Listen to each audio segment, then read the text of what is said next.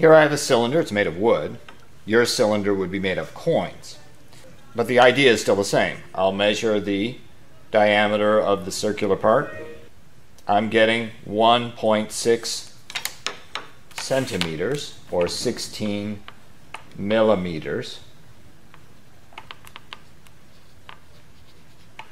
as the diameter. And I'll measure the height of the cylinder. It is 22.3 centimeters. 22.3 centimeters is the height. Here's my data I'm using to calculate the volume. I need the radius, I need the height. Here's the formula for the volume of the cylinder. So I plug in my values and I solve for the volume in cubic centimeters. And here's my calculated volume.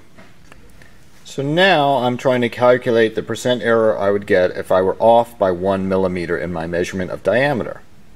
The actual diameter is 1.6 centimeters, but now I'm imagining I measured it at 1.5 centimeters, off by a millimeter.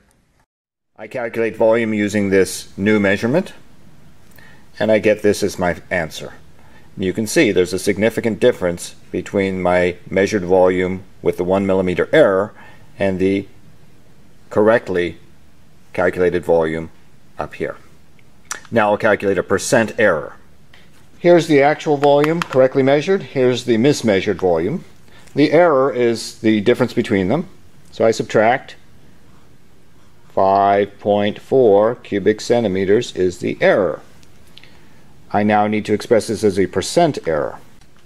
You will recall that percent error is the actual error divided by the value it should be. So in this case, it's 44.8 cubic centimeters is what it should be. This is my error divided by what it should be.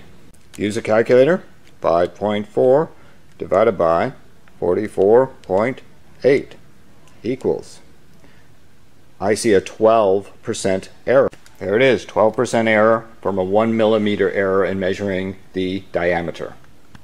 I want you to also calculate what happens if you measured the height wrong. Here, I've imagined measuring the height poorly, and I recalculated the volume, and in this case, my percent error is very small.